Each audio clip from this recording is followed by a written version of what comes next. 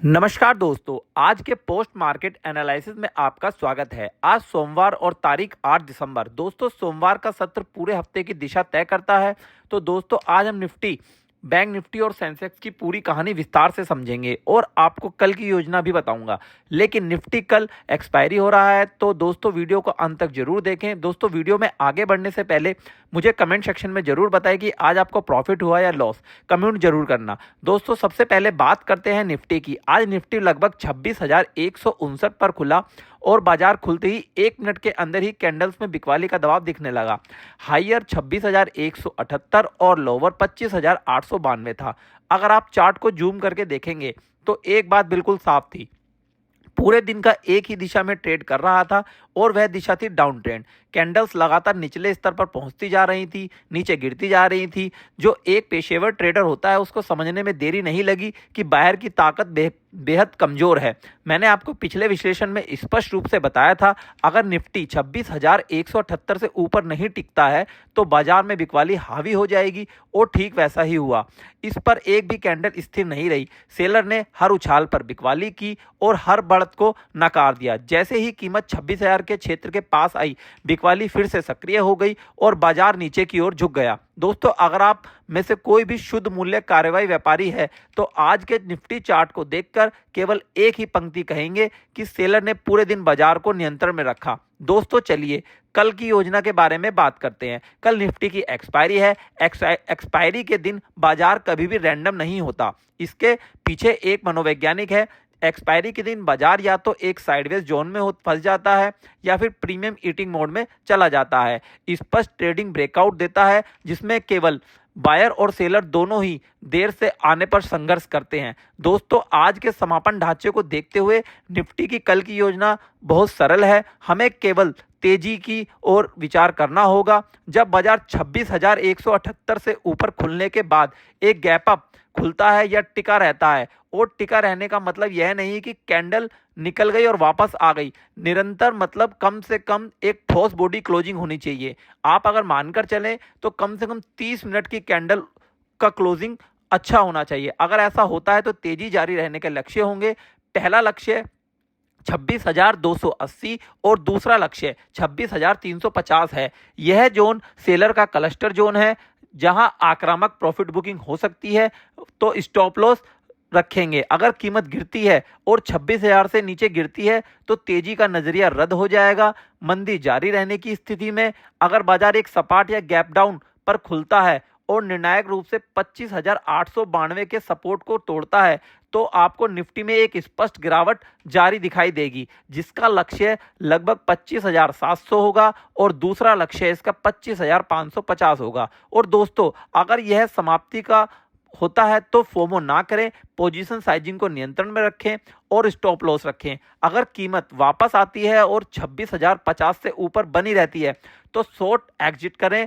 Expiry के समय बाजार 28,992 और 26,178 के बीच अटक जाता है। यह प्रीमियम ईटिंग जोन है जहां विक्रेता हर उछाल पर बिकवाली करेंगे और खरीदार हर बिकवाली पर खरीदेंगे, लेकिन बिना किसी बड़े फॉलोअप के। इस जोन में केवल स्कैल्पिंग की अनुमति होगी।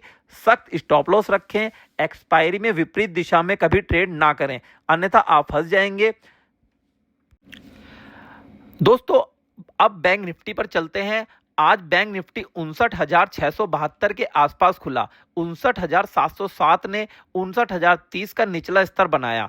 चार्ट को ध्यान से देखें। बैंक निफ्टी में सुबह से ही बिकवाली का दबाव दिख रहा था। पूरे सत्र में एक भी मजबूत तेजी वाली कैंडल नहीं बनी। हर उछाल विफल रहा। विक्रेता हर बढ़त पर बैठे रहे। बाजार ढलान पर नीचे चला गया, जिससे यह स्पष्ट हो गया कि जितनी भी बड़े इंस्टीट्यूशन है उनकी गतिविधि बिकवाली की ओर होने वाली है। मध्य सत्र में 59,030 से उछाल आया, लेकिन फिर से खरीदार टिक नहीं पाए और एक बार जब कीमत 59,300 के आसपास पहुंच गई तो पाठ्यपुस्तक जैसी अस्वीकृति हुई और बाजार बिकवाली मोड में चला गया। दोस्तों, कल के विश्लेषण में हमने कहा था कि 59,707 एक मजबूत रेजिस्टेंस जोन क्षेत्र है इसका। जब तक कीमत इस पर स्थिर नहीं रहती, बैंक निफ्टी मंदी की ओर रहेगा और आज ठीक यही हुआ। सेलर ने पूरे दिन ऊपरी क्षेत्र का बचाव किया। दोस्तों अब कल की योजना के बारे में बात करते हैं। हम केवल तेजी के जो सिनेरियो को पर विचार करेंगे जब बाजार गैप अप खुलेगा या खुलने के बाद स्थिर रहेगा। 59,778 यदि यह क्षेत्र टूट जाता है और ऊपरी स्तर पर बना रहता है तो पहला जो टारगेट होगा वो 59,950 होगा और दूसरा टारगेट 60,120 होगा।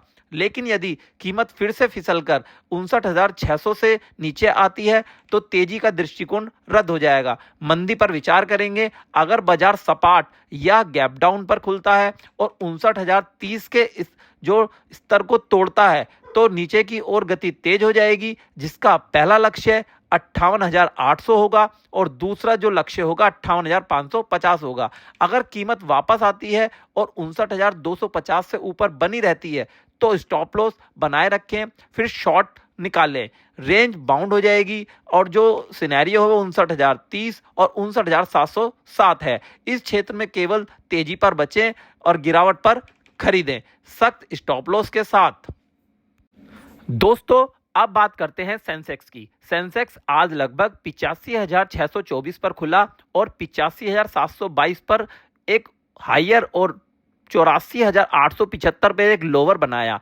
चार्ट में एक स्पष्ट गिरावट का रुझान था। कैंडल्स की बॉडी दर्शाती है कि बायर को कमजोर थे और सेलर आक्रामक रूप से कीमत बढ़ा रहे थे। मध्य सत्र में उछाल आया लेकिन स्थिरता शून्य थी। जैसे ही कीमत 85,100 से ऊपर जाने की कोशिश की, सेलर तुरंत सक्रिय हो गए और कीमत फिर से नीचे धकेल दी गई। दोस्तों हमने कल विश्लेषण में कहा था कि 85,722 एक मजबूत क्षेत्र है जहां विक्रेता तैयार हैं और आज भी वैसा ही हुआ। जैसे ही बाजार इसके पास आया इसे अस्वीकार कर दिया गया।